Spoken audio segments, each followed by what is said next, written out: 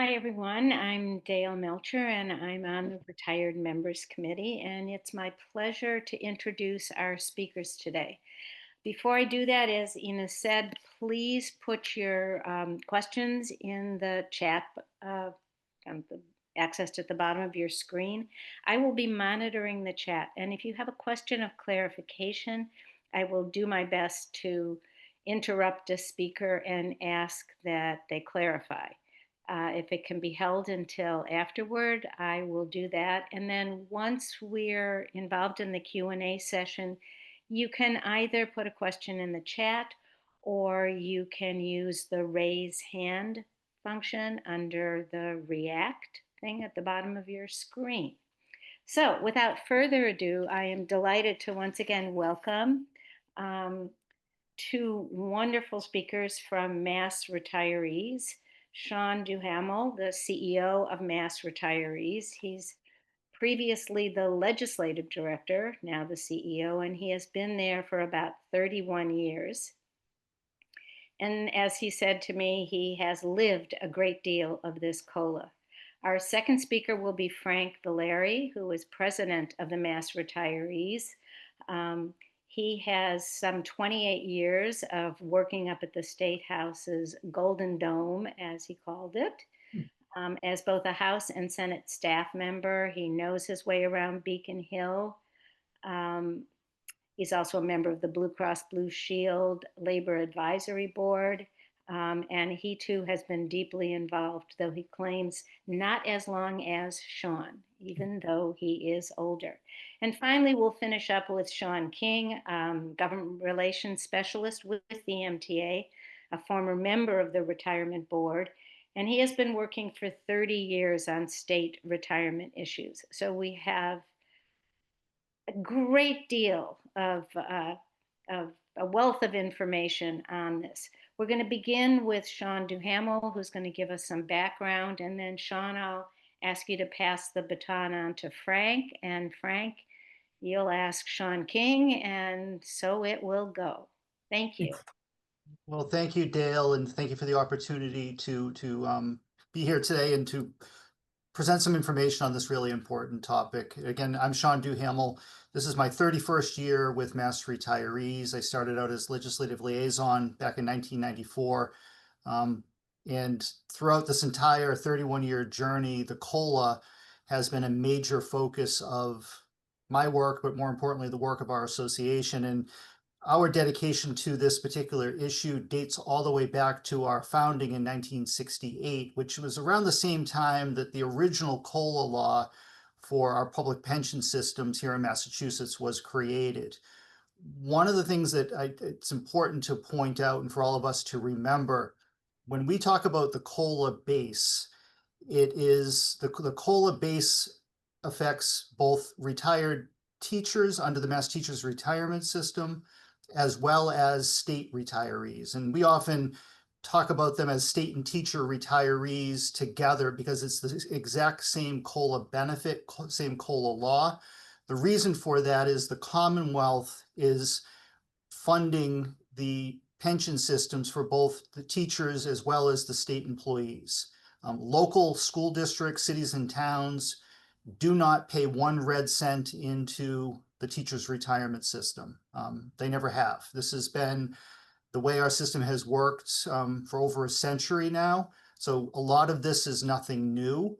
The retirement law was modified and updated in the aftermath of World War II. And as I said a moment ago, COLAs were first implemented in the late 1960s.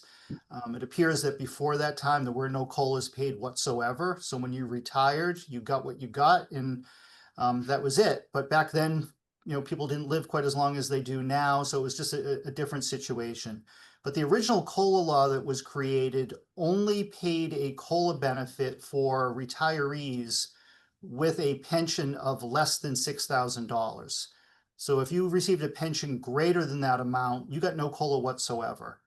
One of the very first pieces of legislation that Mass Retirees and our founder, Ralph White, championed in 1971 was a reform of the COLA system to allow all retirees, regardless of their pension size, to receive the COLA. And that's really where the COLA base was first grounded, was late 60s, early 70s, with the modification of these laws. And it started out at a $6,000 base at that point, and unfortunately, it has not grown nearly as much as we would like over all of these years. Up until the mid 1980s, our public pension systems, both the state and the teacher systems, as well as the 102 local retirement systems. And at the local level, the COLA base is now the responsibility of the local retirement systems and the local governments. So that's a separate situation. Some of them have better COLA benefits than state and teacher retirees. Others have worse COLA benefits. It really varies. But what changed in the mid 1980s was how we fund our public pension systems. Up until that point, we operated on what's referred to as a pay-as-you-go system, similar to how Social Security operates, where on a year-to-year basis, the money coming into the system is paying for benefits, but there really weren't any monies being set aside. Investments were very minimal.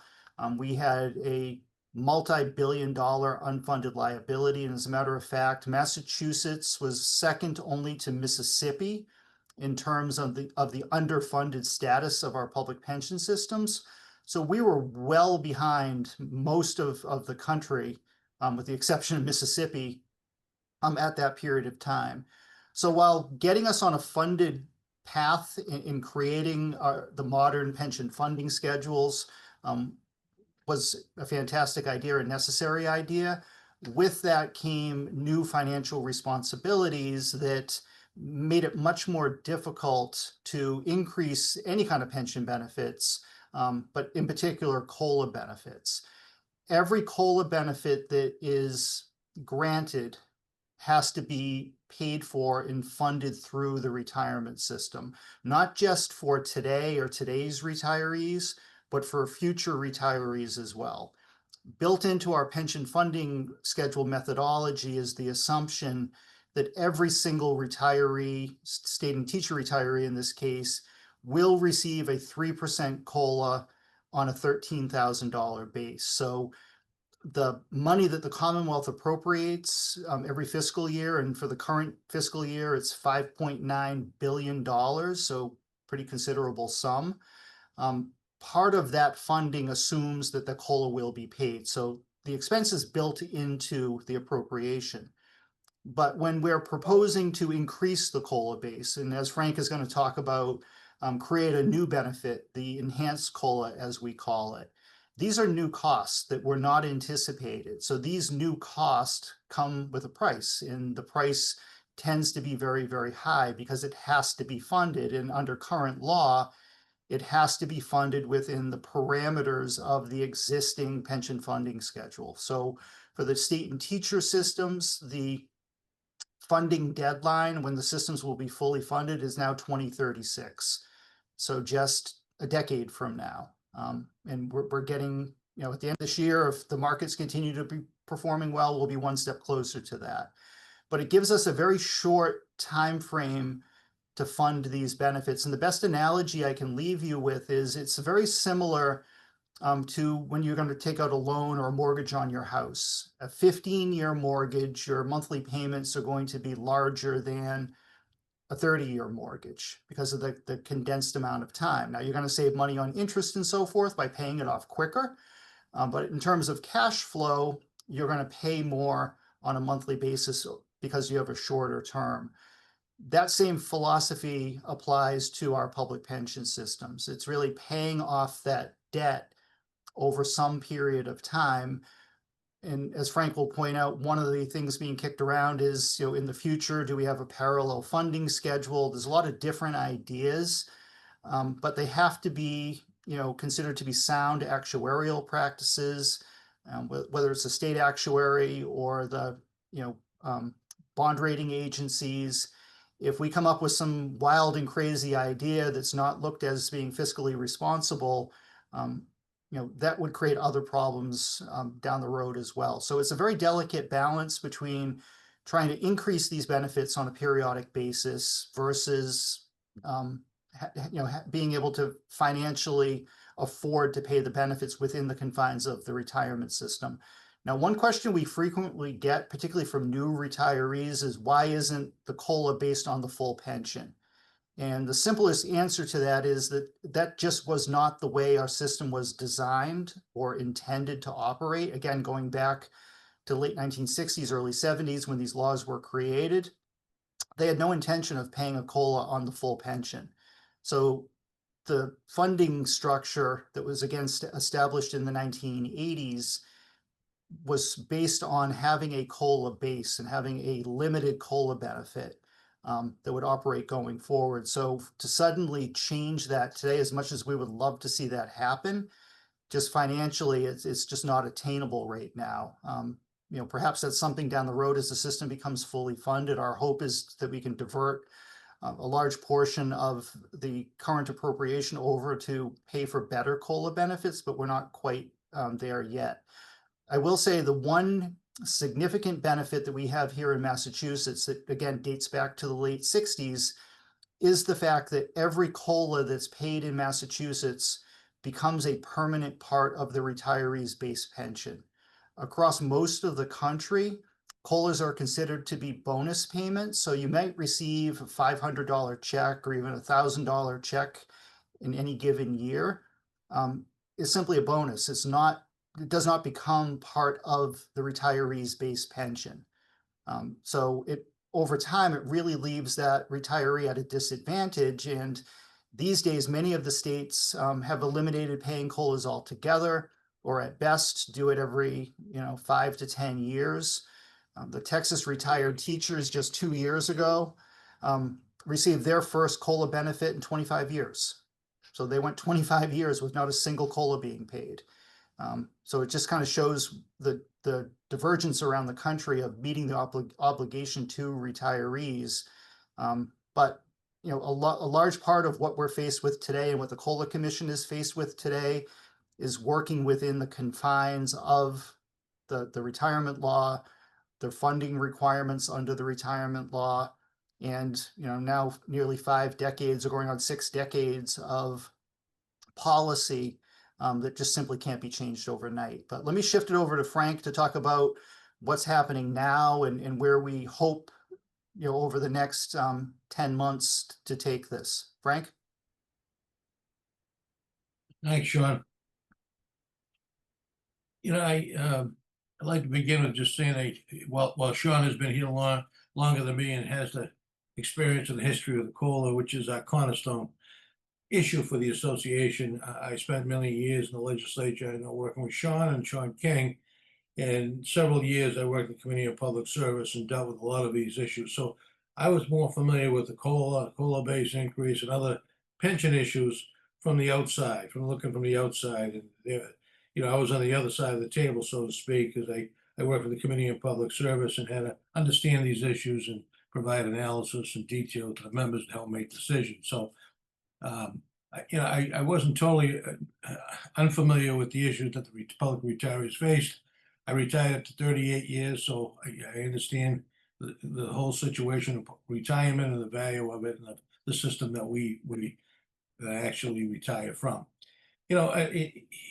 The funding issues was and what ruined the funding issue early on, as Sean said, COLA increases were just tied into the CPI index, and then after the funding began in early 1990s, the basis for funding was paid off, as Sean said, actuarially. So after that started, there was we were going along very well. The system was well funded. The high tech in around 2000 benefit the market. It's very influential in our system. Turned up very well around 2001, 2002. We were approaching fully fundedness. Then unfortunately, in 2008, 2009, there was a market downturn that hurt our investment, our assets tremendously.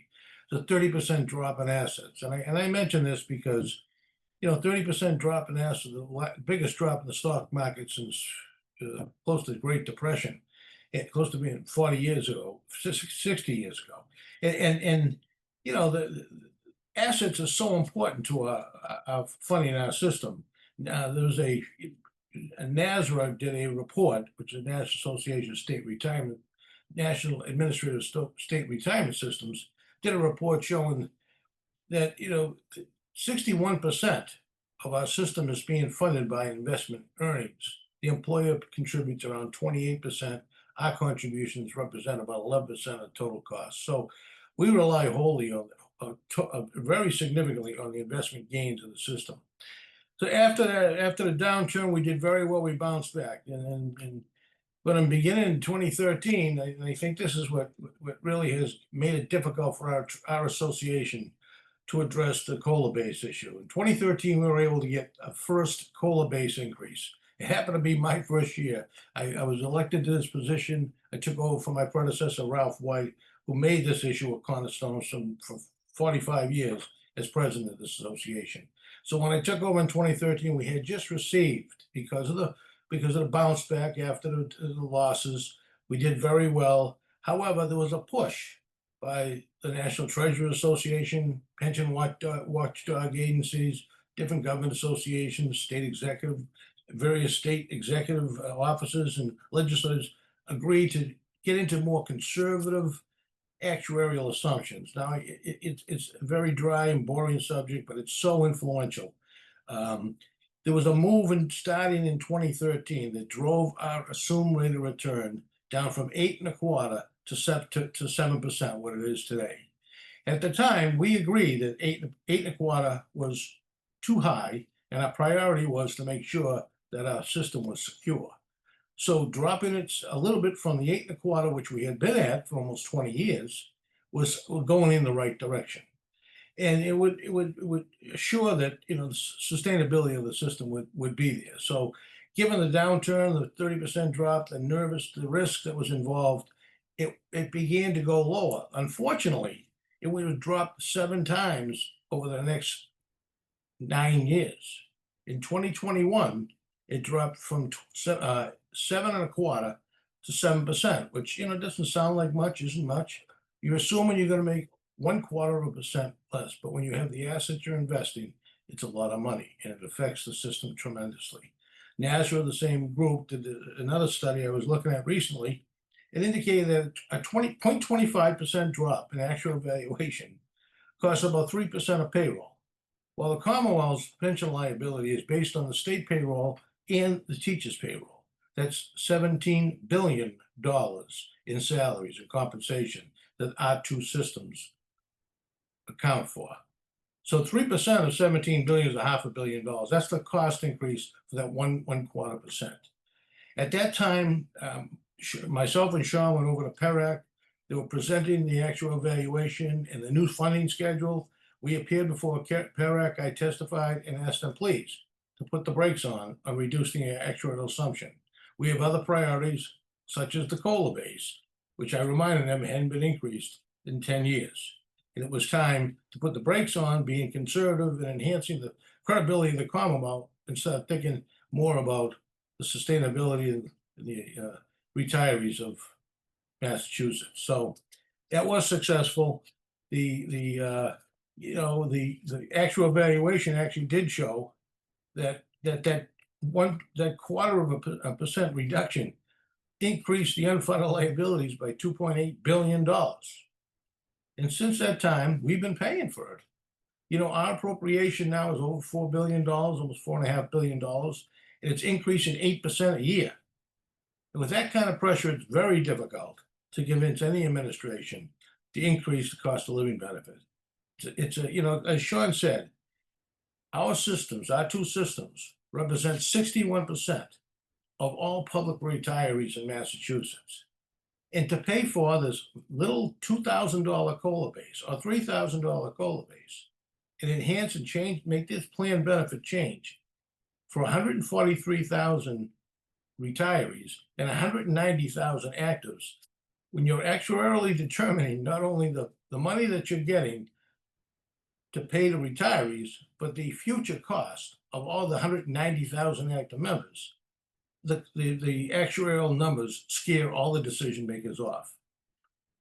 So, given the recent, we did the paying off, the $13,000 base was increased. we made it very difficult to get to Charlie Baker's administration and ask for a COLA base increase. We weren't successful in that at all.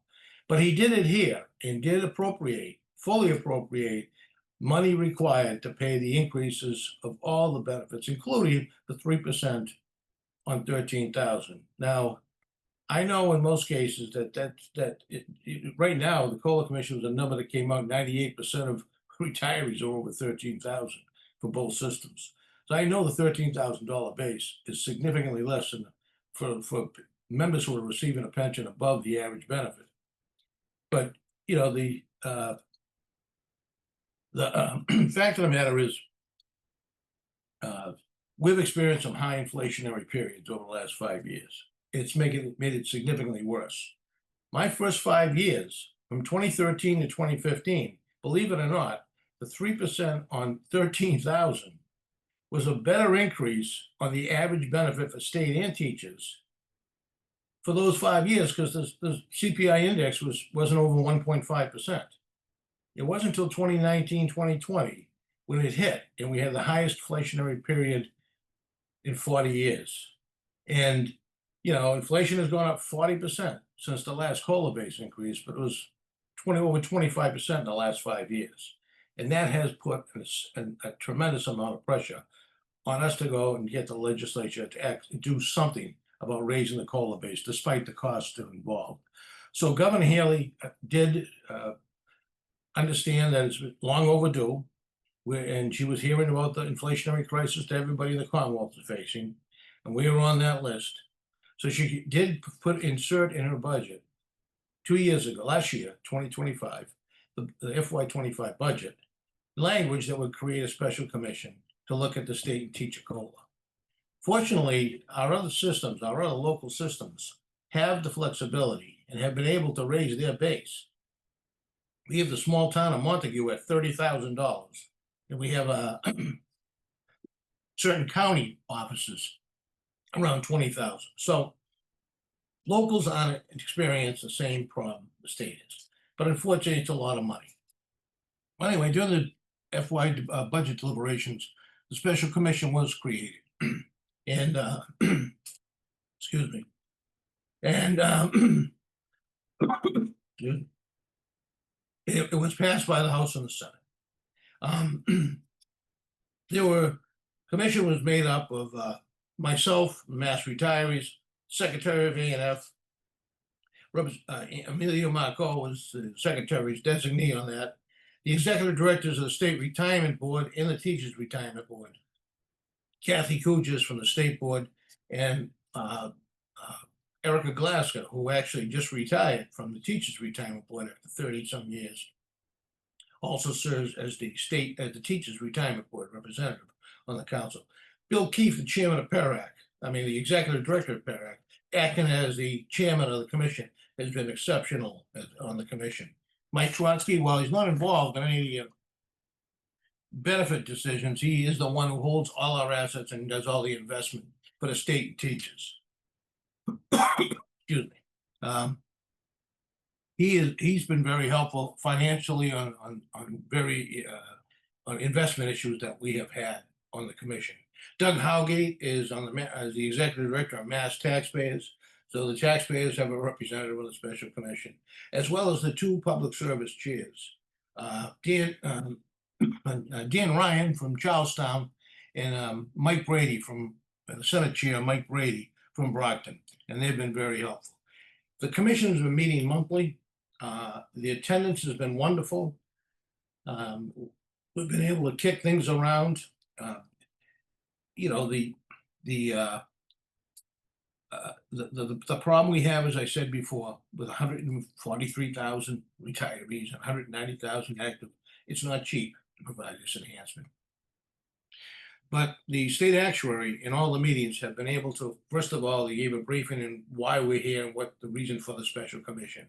Obviously, the time of period, this is the last increase, the inflationary issues that the retirees are facing, we all know about. You know, as well as the fact that people can't maintain retirement security and afford the necessities in life at a $390, I don't even call it a COLA increase, it's more of a stipend. And that has to change. And the only way it can change for everybody is changing the base. But we did come up with an additional idea, which was an enhanced COLA, as Sean mentioned, enhanced COLA bill. We brought this out right before COVID, and unfortunately, when COVID hit, it kind of hit a wall like everything else did. And but we have been pushing it, and it's been very, very well received by decision makers and all the legislators. The goal is to help older retirees, people who've been retired for 10 or more years. And actually, our first proposal for those retired 15 and 20 years, you get an extra stipend on top of the COLA if you're out 20 years. If you're out 15 years, you get 100, 200 if you're out 20 years.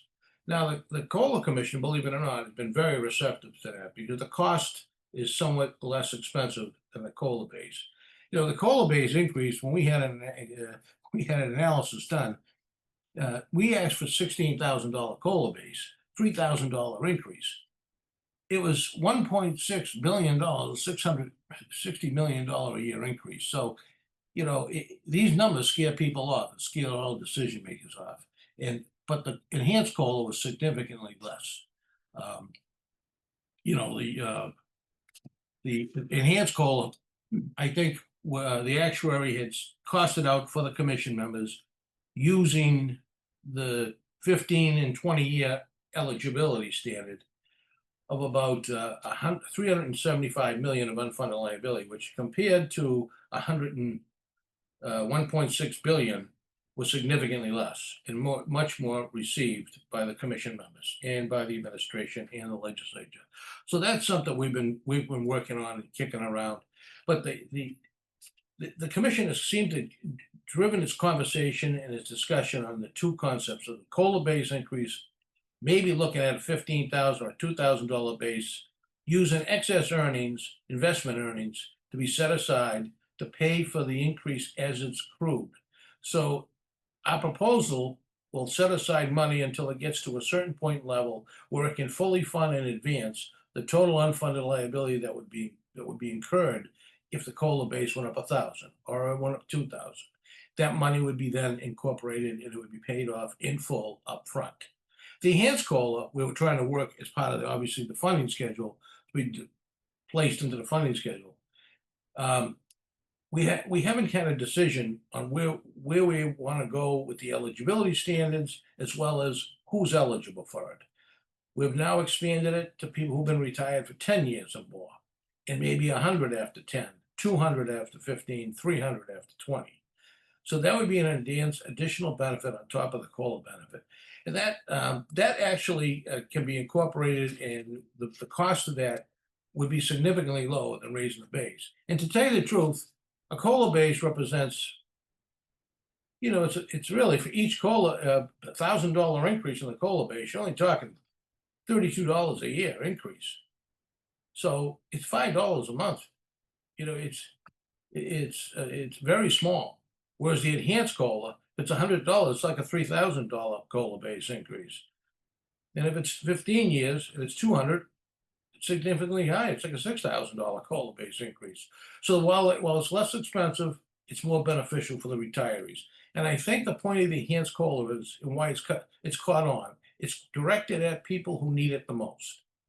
Our benefits are very good as a replacement benefit once you retire. It's over time that it deteriorates because our COLA-based structure is not inflationary based whatsoever. It's a flat 390. It's no inflationary basis to it other than the fact that they give us 3% on 13,000. But it's a flat number. It's not, while it's cumulative on our benefit, it's not compounded like a CPI index is. Like I said, the average Social Security benefit has gone up from 13,000 when I started in 2013 to now 23,000.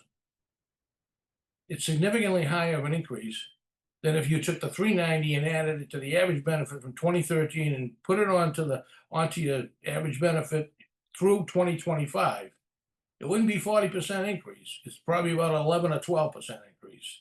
And that is what's hurting the security of a lot of our retirees. So You know, the eligibility standards was another question that we're having the actuary run different analyses on. We're looking at, instead of making the person, having individuals with 20 years or more service, someone who his benefit is below the average benefit of the retirement system, and the teacher's average benefit right now is around 49,000. The state is 42,000.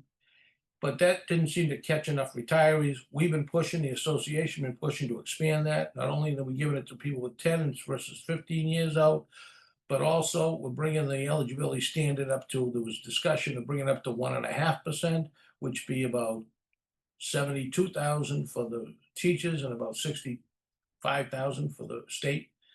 These are things that the PERAC actuary, John Borak, has been very helpful with. And the chairman, Bill Keefe, and his support staff have been wonderful.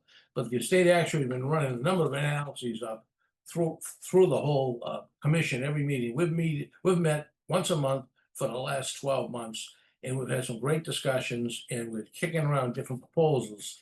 And I think our next meeting, we'll be talking specifically on fine tuning what the enhanced COLA benefit is.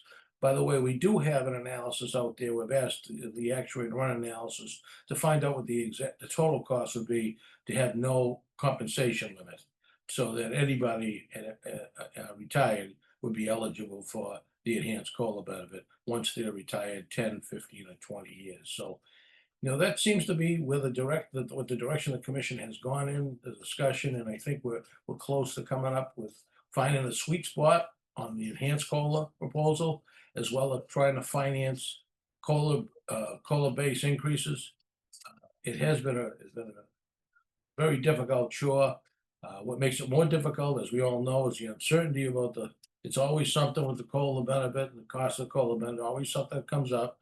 Now we have a threat of significant federal revenues being cut, and there's a lot of angst on Beacon Hill on actually incurring more unfunded liability, which we would be doing by enhancing or increasing the COLA base. You know that it's pre-funded, and if you're changing the $13,000 COLA base cost, it isn't the retirees extra $32 a year. It's the 190,000 actives whose present value of benefit is increased by increasing the cost of living benefit.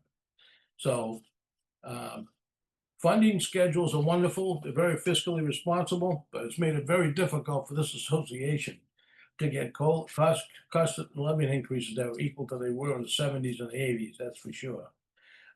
Like I said, Bill Keefe from PERAC, I'd like to give him a shout out. He is the executive director, and he's been a great chairman on the COLA Commission.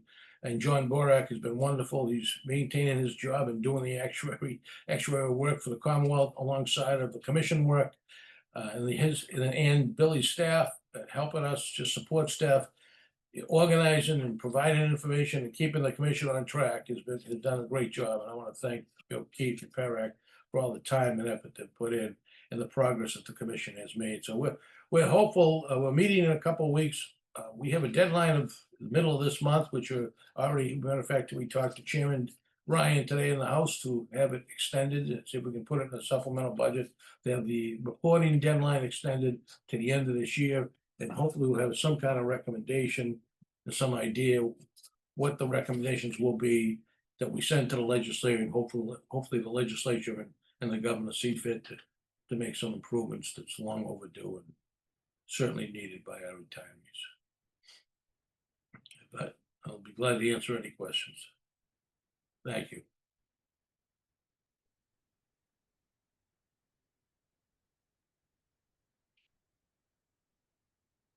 Dale, you're muted.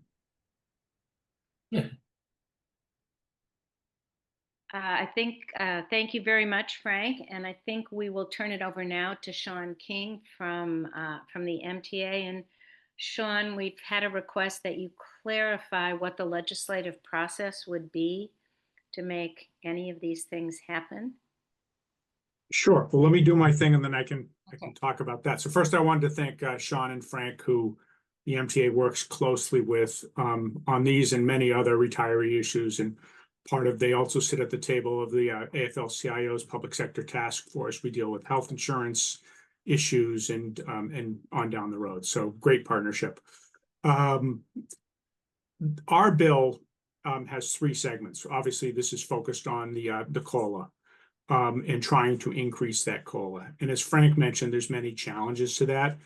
I think one of the interesting things that Frank talked about is, people that are 10 years retired. The current system right now, Arthur McEwen, who's a retired UMass Boston economics professor, did a report a couple of years ago that showed that our retirees lose about 20% of the value of their pension after 10 years of retirement. So, that sort of speaks, I think, to why a lot of people are feeling it down the road, that they kind of make it work for a little while, and then, and then it starts to hurt a little. But at some point, there's a real aha moment where people really wake up and say, this is not working for us right now. So that's the main focus of the bill and obviously of this conversation. But just very quickly, our bill also deals with capping the out-of-pocket costs for non-Medicare eligible retirees. And these are people that didn't pay into Medicare when they started, and now they're forced to take a regular family plan or an individual plan, paying significantly more. And that, with time becomes less of an issue, but more of an issue for the people that are still surviving, because their economics is even tighter as people who have been retired for 20 and even 30 years and beyond. And the last one is freezing the premium splits for retirees. And that piece is sort of dealt with at the state level. With currently, if you retire as a state employee, you're frozen in at 80-20. But as teachers know from across the state and other municipal employees, that the municipality is free to change those premium splits, most of them with just a majority vote of their governing body. So those are sort of the three things that the bill deals with. I thought it made sense to, some of this is redundant, but I see there being opportunities and difficulties that we face in this. And Frank certainly touched on some of the difficulties, but let me talk about some of the opportunities first. So we have a new rule structure in the Massachusetts House and Senate as far as committees go and how these committees are dealing with things. And I think that if Sean and Frank are anything like me, I'm a little confused by them at times, because they say one thing and then they end up doing another. So they're saying that bills that are heard by the House need to be reported out of committee within 60 days of that hearing, that the chair can extend that by 30 days, just sort of with the stroke of his pen. And then if they want to extend that further, they have to go to both branches to do so. And in the Senate, it's more of a hard deadline of the first Wednesday in December. What we're seeing right now is bills that are identical bills moving out of committee in tandem. So there's at least the opportunity or possibility that the House and the Senate get a bill simultaneously on this. I'm not saying that's going to happen, but it's at least a possibility, which means that people, when it comes time to pick up the phone, send the email, set up a meeting, will not have to wait for the other side that will be hiding behind, this wall, this process wall of, oh, well, when it gets to us, give me a call. So I think that is possibly a good change, unless they just release one bill, which is a possibility. Let's see. Frank mentioned the special commission, which I thought was really an excellent eye-opening thing. And I was, originally we were thinking that there would be a report coming out in October, and it sounds like it's going to be later than that, in all likelihood. I think it's highly unlikely that a bill is reported out of the Public Service Committee before the special commission makes a report. And I don't know if Frank or Sean disagree with that, let me know. But my assumption is that they're going to wait. So, which means in all likelihood, bills, or at least the issue, will be put on pause, whether they decide that the committee is going to write a new bill or move something, or just hold all of these bills and rewrite a new bill at some point. It seems like we're looking possibly at as late as December, which means we're in for the final push. Someone asked about process.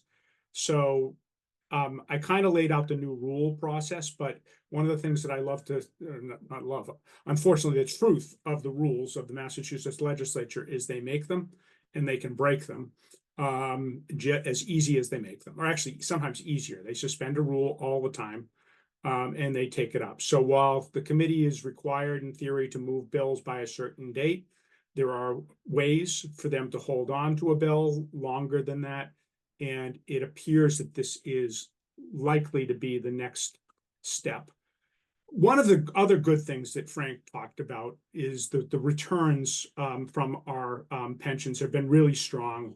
Over 9% the last report. And for the last 3, 5, 10 years, they've all exceeded that 7% benchmark that Frank talked about. So it's making money. Unfortunately, it's not making enough to make up for all of the unfunded liability.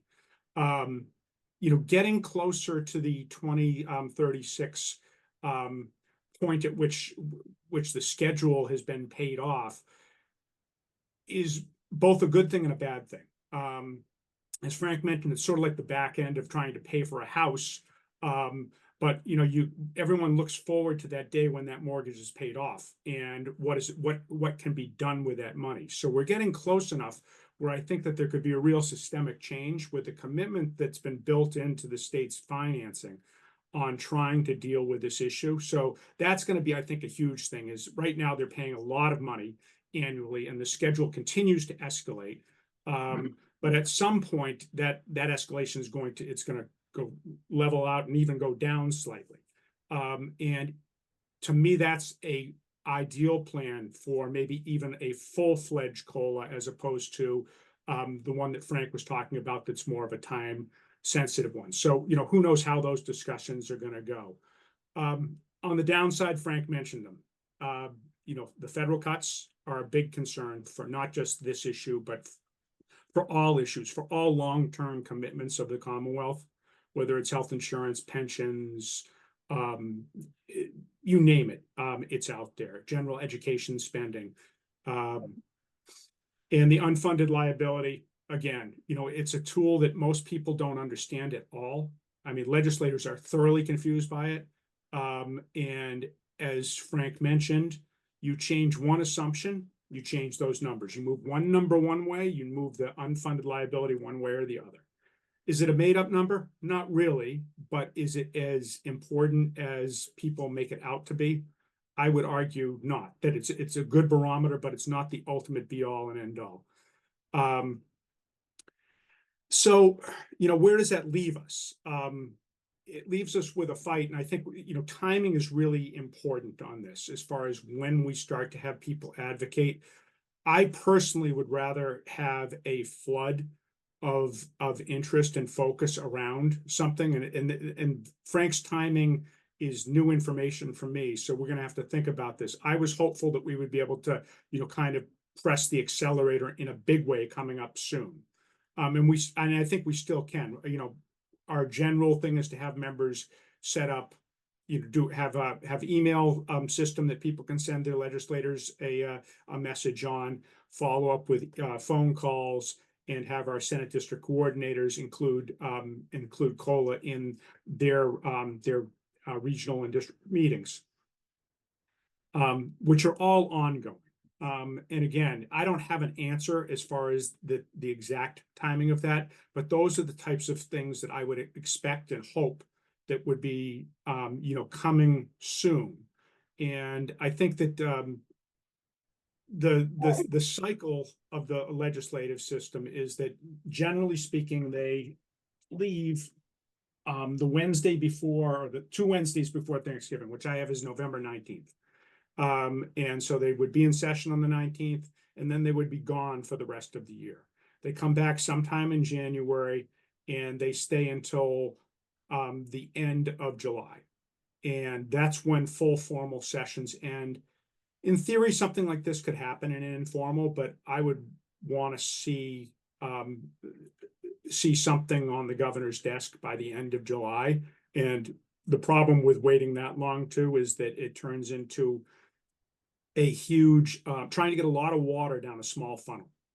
And the legislature loves to create that artificial backlog of legislation that causes stuff to spill onto the floor. So our goal is to get ourselves into that funnel, early, and try to force as much of it through as possible through, not through pressure and interest. And we've had a lot of success with issues that members really are interested in. It's great for me when a member of the legislature says, "Oh yeah, I've been hearing from people on this. I know all about this bill. I've talked to them. I just want them to do it." But one of the things to appreciate about the legislature, whether you agree with it or not, there is not a lot of bottom-up democracy in the legislative process. It tends to be top-down. But those people at the bottom do have a voice, and having them share their voice with leadership is important. And then having, especially people that are in our members who are either have relationships or connections or simply constituents with members of the leadership team, to have them talk to their legislators is really, really key. Dale, I don't know if you have anything else you want me to touch on right now, but that's my quick 1, 2, 3.